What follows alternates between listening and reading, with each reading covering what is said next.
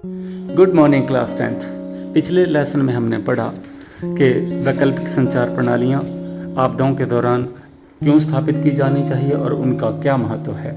इस पाठ में हम जानेंगे सुरक्षित निर्माण की कार्यविधियाँ। पिछली कुछ कक्षाओं में हमने प्राकृतिक एवं मानव जनित आपदाओं के कारणों, प्रभाव और उनके दुष्परिणामों को हल्का करने के कुछ तरकीबों के बारे में जाना था। इस अध्याय में हम उन महत्वपूर्ण कारकों की चर्चा करेंगे जिनकी मदद से ऐसे भवनों का निर्माण किया जा सकेगा जो 4 प्राकृतिक आपदाओं भूकंप, भूस्खलन, चक्रवात और बाढ़ का मुकाबला कर सकेंगे। इन प्राकृतिक आपदाओं के कारण पिछले कुछ दशकों में जीवन, संपत्ति, आजीविका और बुनियादी सुविधाओं को भारी नुकसान हुआ है। सबसे पहले हम बात करेंगे भूकंप की। भूकंप अर्थात भूमि में कंपन होना। जमीन में हलचल। भूकंप के कारण जमीन में हलचल होने के से कई क्षति कारक प्रभाव हो सकते हैं। इनमें से कुछ प्रमुख इस प्रकार हैं। जमीन का हिलना अर्थात जमीन के अंदर से गुजर रही कंपायमान तरंगों से जमीन का आगे पीछे डुलना। मिट्टी का क्षय अर्थात जमीन के कांपने से मिट्टी का तरल होना और भूस्खलन होना। सतह में दरारें आना, जैसे किसी क्षेत्र का दरकना, खिसकना और बैठ जाना। ज्वारीय तरंग, सुनामी अर्थात पानी की सतह पर विशाल लहरें उठना, जिनसे तटवर्ती क्षेत्रों में काफी नुकसान हो सकता है। इमारतों पर प्रभाव। जैसे ही जमीन के अंदर कंपन होने लगता है और लहरें उठने लगती हैं, तभी जमीन की सतह पर बनी इमारतें हिलने लगती हैं। इस हलचल के कारण हर इमारत पर उसकी बनावट के अनुसार प्रभाव पड़ता है। जैसे ही लहरें उठती हैं, उसके अनुसार जमीन हिलने डुलने लगती है। जमीन के स्तर से लगा इमारत का निचला भाग जमीन के साथ हिलने लगता है, लेकिन आरंभ में इमारत का ऊपरी भाग स्थिर रहता है। इस प्रकार इमारत में खिंचाव आने से उसके आकार में परिवर्तन आ जाता है। संरक्षण संबंधी उपाय। भूकंप रोधी डिजाइन का प्रमुख उद्देश्य है भूकंप के दौरान इमारत को ढहने से रोकना। इमारत की आकृति कैसी होनी चाहिए? इमारत का नक्शा साधारणतः आयताकार होना चाहिए। यह कोशिश की जाए कि यह आकार T, L, U, X या जमे के आकार का होना चाहिए। ये आकार सबसे ज्यादा सुरक्षित आकार माने गए हैं। नींव। भूकंप की दृष्टि से मजबूत ढांचे की इमारतें भी कभी कभी नींव के कमजोर डिजाइन के कारण टिक नहीं पाती। बढ़े हुए दाब के कारण मिट्टी के तरल हो जाने से ठोस अवस्था में से तरल अवस्था में परिवर्तित होना, मजबूत संचरण झुक सकती है, उसमें दरार पड़ सकती है। मिट्टी की दशा देखकर ही नींव की गहराई निर्धारित की जाती है।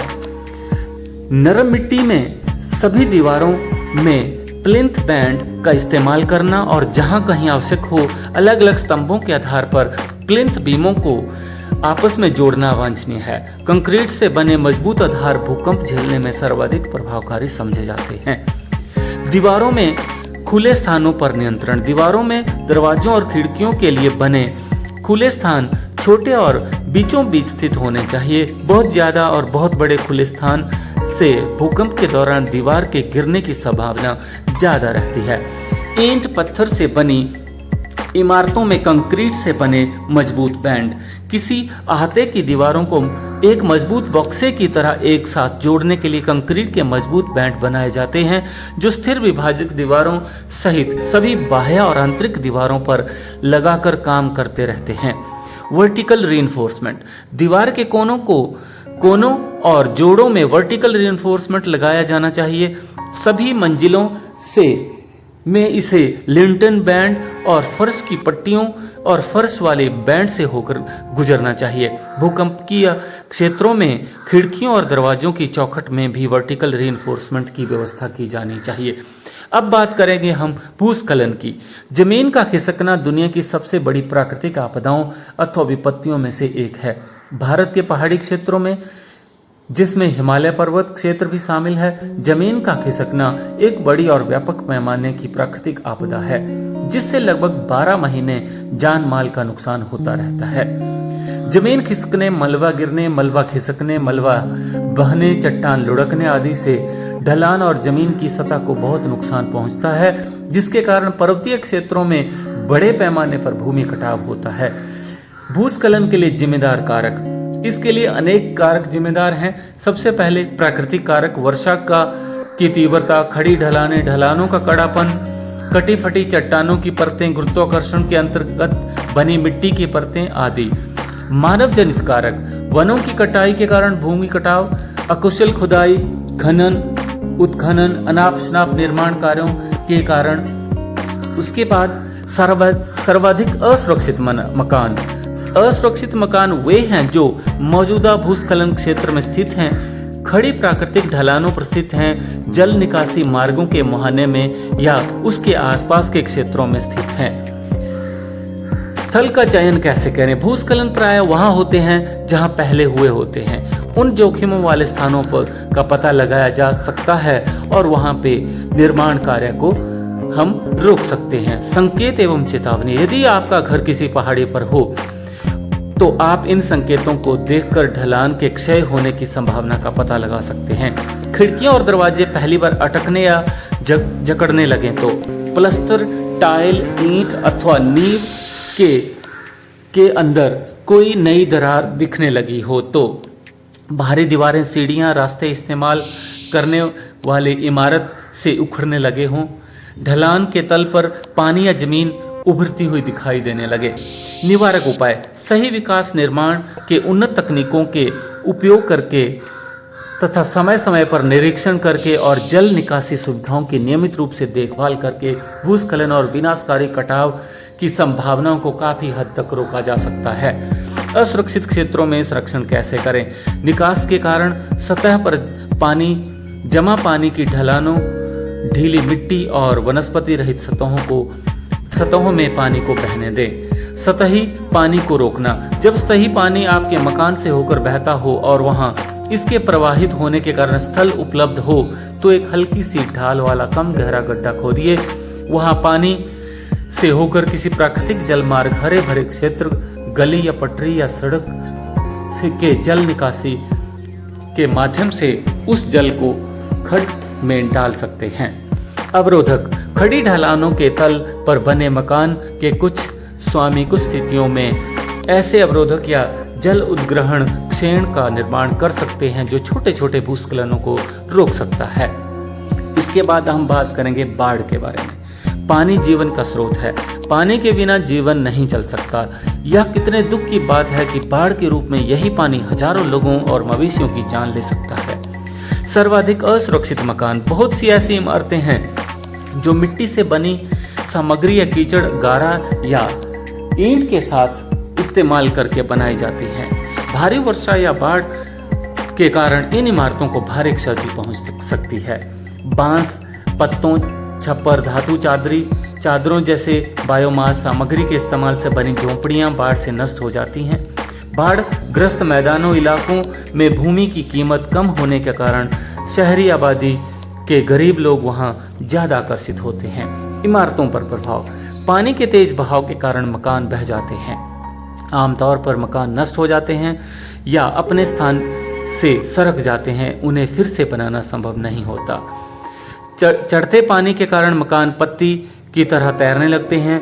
ऐसा तब होता है जब हल्के वजन के मकान, विशेषकर लकड़ी से बने मकान, जमीन के साथ मजबूती से नहीं बंधे होते। ऐसे मकानों को फिर से खड़ा करने या मरम्मत करने के लिए उसकी नींव से दूर ले जाया जा सकता है।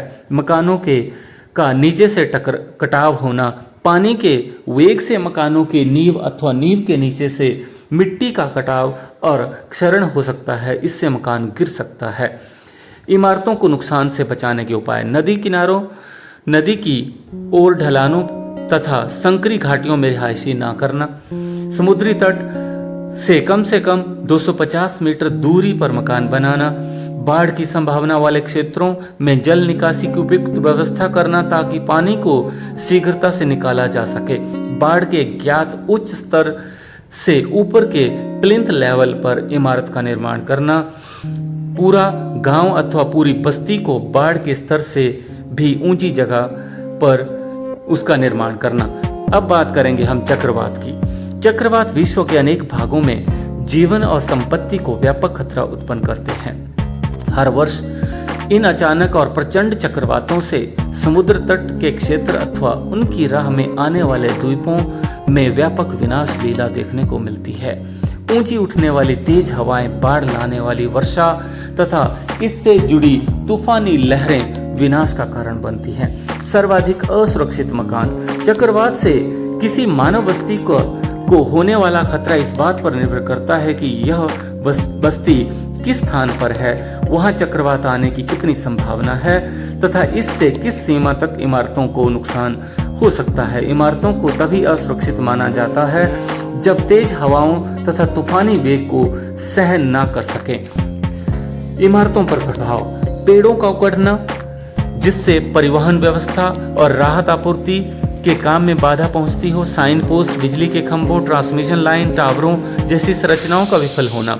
ढीली ढीली खिड़कियों या खिड़कियों की फ्रेमों को क्षति पहुंचना। छत, लिंटन, प्रोजेक्शनों को क्षति पहुंचना, विशेषकर अंदर से दबाव पड़ने के कारण छत और दीवार का गिरना। इमारतों को क्षति से बचाने के उपाय। स्थान का चयन। चक्रवाती तूफान हवाओं से सामान्यतः तूफानी लहरें उठती हैं जिससे तटीय क्षेत्र जलमग्न हो जाता है।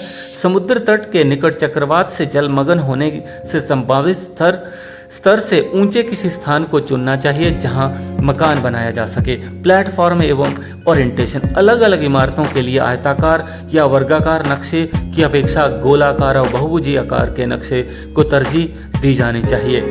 नक्शे के ठोस आधार पर बनी कोई भी संतुलित इमारत बेढंग बनी किसी इमारत से ज्यादा मजबूत होती है। नींव का डिजाइन तैयार करते समय कुछ बातों का ध्यान रखना है। उमड़ती लहरों या बाढ़ का प्रभाव। चक्रवाती तूफान के साथ हर बार मूसलाधार वर्षा भी होती है। ऊंची लहरें तटीय क्षेत्रों में उठने लगती हैं। इनके कारण निचले इलाकों में पानी भर जाता है। जैसे जैसे तूफानी लहरें तट की ओर बढ़ती हैं उनका प्रभाव कम होता जाता है। ये लहरें तट पर 10 से 15 किलोमीटर दूरी पर जा सकती हैं। दीवारों में खुला स्थान। छत के स्तर से थोड़ा नीचे कोई खुला स्थान नहीं छोड़ा जाता, लेकिन आमने सामने की दीवारों के बिना शटर के 2 रोशनदान छोड़े जाते हैं ताकि यदि कमरे में पानी भर जाए और खूंटी पर चढ़ने लगे तो दम ना घुटने लगे और पानी उन छोटे छोटे रोशनदानों से बाहर निकल जाए। शीशे की पैनलिंग। तेज हवा के दबाव से या हवा में उड़ती हुई वस्तुओं के कारण सबसे बड़ा नुकसान शीशों के टूटने से होता है। दरवाजों और खिड़कियों के बड़े साइज के शीशे हवा का दबाव सहन न कर सकने के कारण चूर चूर हो जाते हैं। शीशों के बाहरी तरफ धातु की फैब्रिक जाली लगाई जानी चाहिए। छत का वास्तुशिल्प। छत, ढालदार छत वाली इमारत और संकटपूर्ण स्थानों पर हवा के प्रभाव को आपकी पुस्तक में दिए गए चित्र के अनुसार अंदर की तरफ को बंद करके उसका निर्माण किया जाना चाहिए। छत पर हवा की शक्ति को कम करने के लिए त्रिअंकी छत गैबल रूफ की अपेक्षा काठी या पिरामिड प्रकार की छत को ज्यादा तरजीह दी जानी चाहिए, जैसा कि चित्र में दिखाया गया है।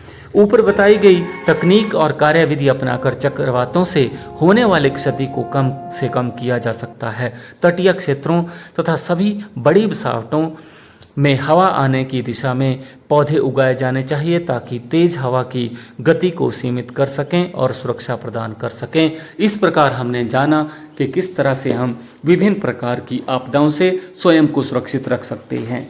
कोरोना से बचें, स्वयं को सुरक्षित रखें। धन्यवाद।